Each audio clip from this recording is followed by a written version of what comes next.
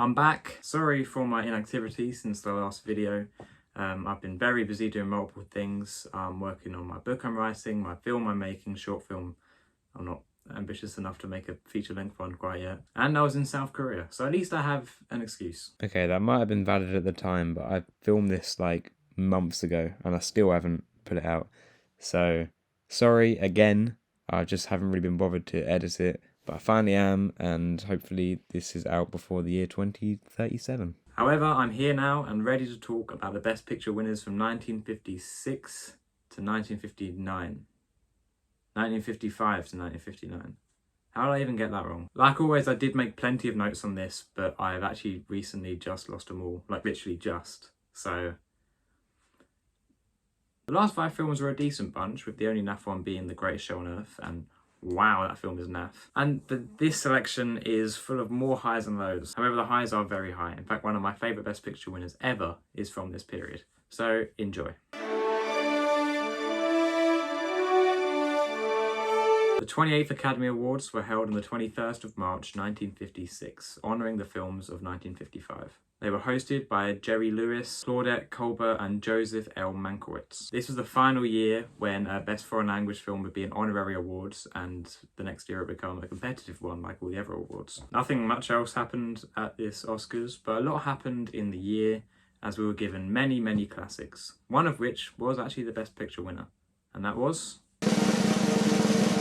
Marty. Clocking in at 90 minutes, Marty is the shortest Best Picture winner of all time. And honestly, it feels like 2 minutes. The premise of the film is one of the simplest I've probably ever heard. In fact, not the premise, the entire synopsis could be explained in about 3 sentences. And that is what is quite lovely about Marty. See, it's a romance film about a man named Marty who is pushing on 30 and has not been married. Which doesn't seem like a big deal now, of course, but in 1955, that's like getting married at 50 today.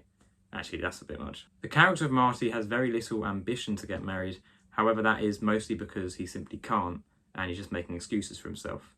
And I think the first act of this film really cleverly shows different ways in which marriage is seen as the most vital thing in the world, or everyone in the world seems to be married. This sort of intense pressure put onto the character builds a lot of pathos for him, as well as the eventual love interest, Clara. Although, to be honest, she's not terrible looking. Clara is constantly described in the film as a dog. She's introduced by going on a date with a guy who ends up leaving her for someone else, and that's where she meets Marty. Most of the film takes place on that one night where they meet and go on a very strange date. At first, Marty seems a lot more desperate than her to get into a relationship, to the point where he's trying to kiss her and she's moving away. But by the end of the night, a beautiful romance forms, and it's the next day when everything goes wrong. See, despite really feeling that he connected with someone and has someone he would like to get married with, everyone else is putting him down because they think Clara is ugly. However, the film is all about disregarding other people's thoughts and going for the one you love, and it executes it so perfectly. It's one of very few romance films that genuinely has something extremely important to say rather than just love is good. And although it's very little known about today, I would highly recommend it.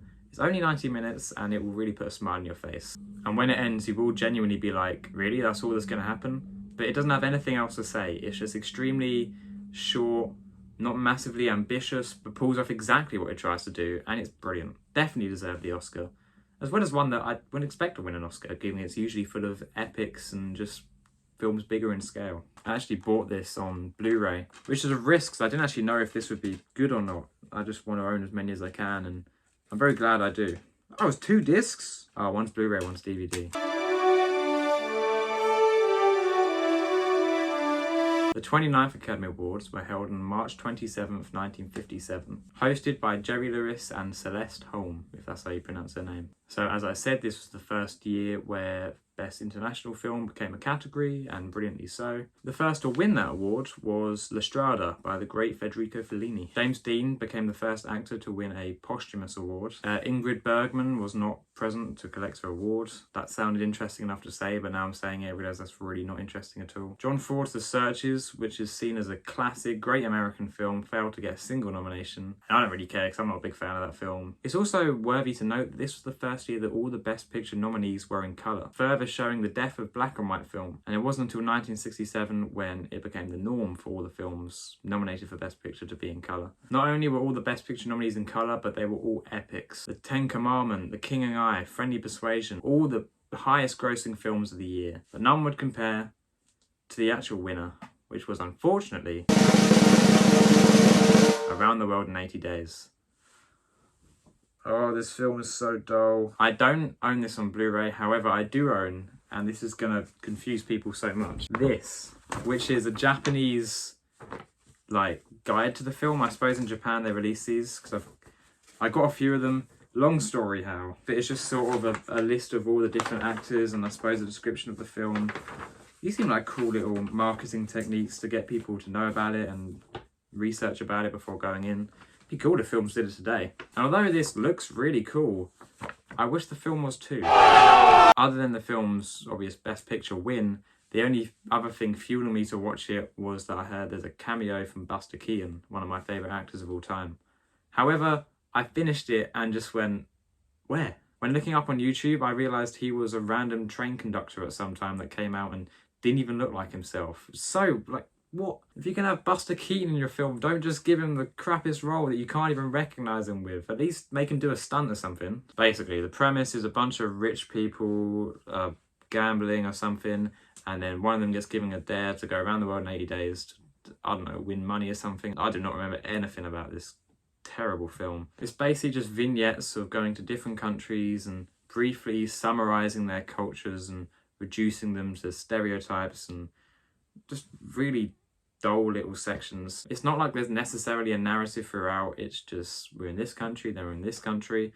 I suppose for Americans who don't really get out much, it must have been a great form of escapism for them. For us, we turn on the telly and we always see some sort of old British middle-aged actor who's now travelling to North Korea or Russia and doing some sort of travel documentary, and we can immerse ourselves in that, or just look online. I mean, there are countries I haven't been to but feel like I know pretty well for the amount of films or TV that I consume from that country. However, back then, this must have been really eye-opening for people that had only maybe read about these countries. However, is that enough to win Best Picture? No, especially when you're nominated against the Ten Commandments, a biasing and muscular epic. I suppose it's one of the biggest culprits of the 50s of films that employed techniques like Technicolor and Panasonic and marketing techniques of posting entire scenes onto the posters just to get people in the cinema and compete with the television, which was much a problem of that time. And for that reason, amongst many others, it has just aged terribly. And if you're looking for Best Pictures to watch, this is an easy skip. Not one of the 50s better moments.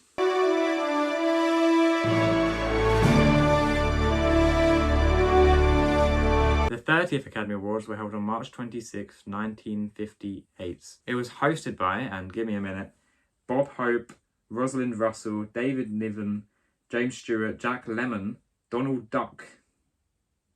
Donald Duck, voiced by Clarence Nash. Donald Duck hosted it. And yeah, I don't know how that works. I'd love to watch it. It's the first year that all 5 Best Picture nominees were also nominated for Best Director. That is usually kind of standard for the films that win Best Picture, win Best Director. However, sweeping the entire event was this year's winner.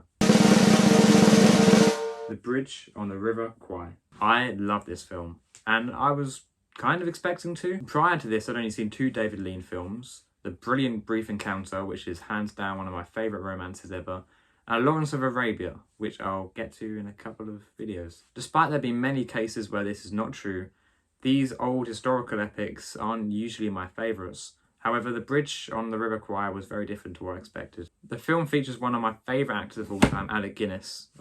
Alec Guinness, who I love from all the Ealing comedies and of course Star Wars. And he plays a prisoner of war who used to be the commander of his squadron or whatever. As instructed by the German prisoner of war guards, they must build a bridge over the River Kwai in a certain amount of time so the German trains could get past and deliver all sorts of harmful things to the West. And instead of the captured Americans doing the menial labour with little to no satisfaction, the character of Alec Guinness, who's leading everyone, decides to take pride in this work and tells everyone to, make this bridge with a high head and ambition which subverts his loyalty to his own country as he's helping the enemy. It's all about themes of pride and loyalty, and the film throughout explores them brilliantly through all different ways and all different characters.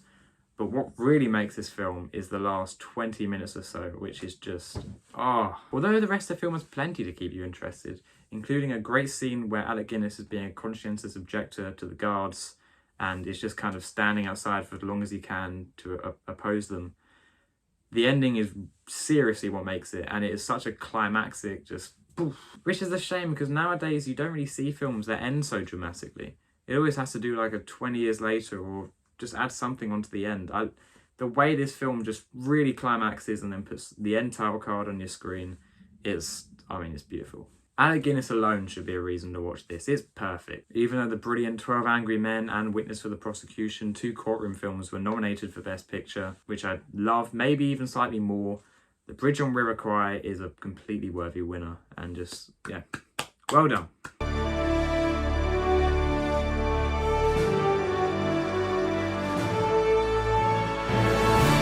The 31st Academy Awards were held on April 9th, 1959. Hosted by, again, so many people. Jerry Lewis, Mort Sahl, Tony Randall, Bob Hope, David Niven, and Laurence Olivier. I said it right this time, you can't get mad. Although many great films like Sidney Poitier's The Defiant Ones were nominated for this award, the Best Picture winner swept everything across the board, winning 9 Oscars, which beat all previous records of Gone with the Wind and On the Waterfront and All About Eve. In fact, it wasn't until 2003 with Lord of the Rings, The Return of the King that the record would be broken. So this film has got to be good, right? I mean, look, what's it winning? It's winning Best Director, Best Adapted Screenplay, Best Cinematography, Best Original Music, Best Film Editing, Best Production Design, Best Costume Design, great things. And of course, Best Picture. It must be, it must be like a masterpiece. I mean, this has got to be some Citizen Kane. You know, this has got to be some Godfather stuff. So anyway, the film that won was... Time I see a little girl. What's that? Of 5 or 6 or 7. No. I can't resist a joyous urge to smile and say thank heaven. Gigi. Oh my goodness, this film. I mean, the first song of the film is called Thank God for Little Girls.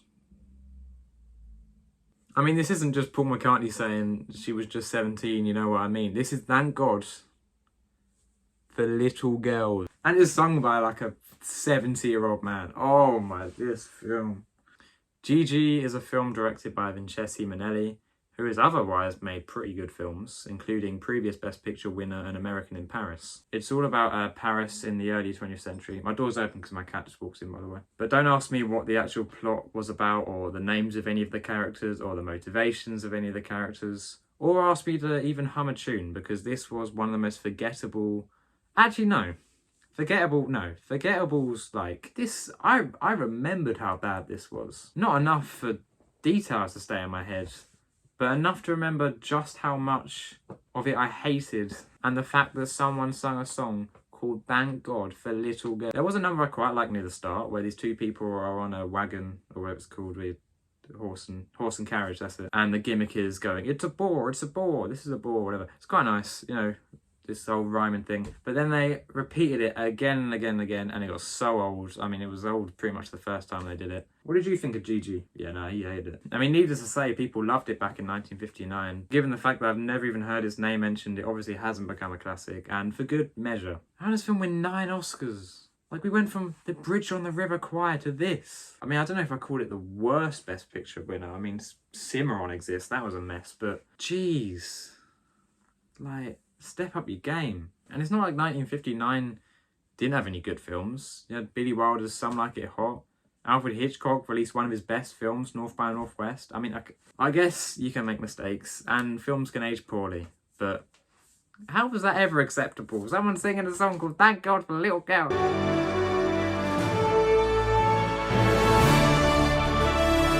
The 32nd Academy Awards were held on the 4th of April 1960. Sorry, I just looked at the screen, I broke the illusion. And it was hosted this time only by one man, Bob Hope. Our trusty Bob Hope, our saviour. The highlight of the ceremony came from the Best Story Award, where the absent winner Stanley Shapiro had Tony Curtis read out his acceptance speech, which went like this. I am trapped downstairs in the gentleman's lounge. It seems I have rented a faulty tuxedo. I would like to thank you all upstairs for the high honor you paid me. Although Gigi managed to nab 9 Oscars somehow, this year's winner still managed to exceed that with 11. And this film, unlike Gigi, is a classic. The winner was... Ben-Hur. I watched this quite a while ago, and I didn't rewatch it in the context of this marathon because it's very long and it wasn't so long ago that I need to watch it again, you know what I mean? But Ben-Hur is great. It shows a biblical tale of a man named Ben-Hur who has a very similar story to Moses, being from this great, rich, upper-class descent and then walking amongst the people. And it ends in a very famous and climactic horse and coaches race duel. Right, that's not the terminology. A chariot race. You may also recognise it from the decently successful remake it had, which I have very little interest in watching. But anyway, the film is fantastic. Yes, it does reinforce this weird, old, historical, epic myth that there were only white people in the Middle East in those times. But whatever. His story is intertwined with the story of Jesus, as it is set at almost the exact same time. And there is actually a moment where you don't see his face or anything, his presence comes on screen. And it's so brilliantly done because it doesn't need to tell you that it's him. His acts of generosity and the time period it's set in tells you that he is. And it's a really nice moment, as biblical and spiritual as it should be. The film is 3 hours and 42 minutes, and needless to say, it does drag quite a bit. There is a moment with all the lepers and some sort of healing thing that honestly bored me to death. That could have been cut. But mostly I was very entertained, especially throughout the first few acts of the film. If you do have the time, and you're looking to watch more of these old epics and classics that really shouldn't be forgotten, then definitely watch it. There are a lot of people that do like it a tad bit more than me, but it is still one of the better Best Picture winners of the 50s. And that closes it off. Yeah, the latter half of the 1950s is full of highs and lows, aka full of Bridges and Gigi's. Next we're moving on to the 60s, which somehow is a film that's even worse than Gigi. But it's mostly filled with brilliant ones, especially 1960s winner, which is just like a top 10 film of all time for me. But anyway, thank you for watching. Sorry about my long hiatus. Thank you for staying patient and also for supporting my previous videos. They're doing very well, better than I would have thought this would do. Like, I just imagined doing this just for fun, a few people, but it's good that I've got a bit of an audience now, and I thank you so much for that. It's given me more of an urgency to make these videos, even though the time in between is probably growing even longer. And longer, given it's been now 3 months since my last Best Picture video. But thank you so much for waiting. I'm not going to promise I'll be more consistent because I probably won't. But thank you so much anyway for watching this. I hope you enjoyed it. In the most delightful way.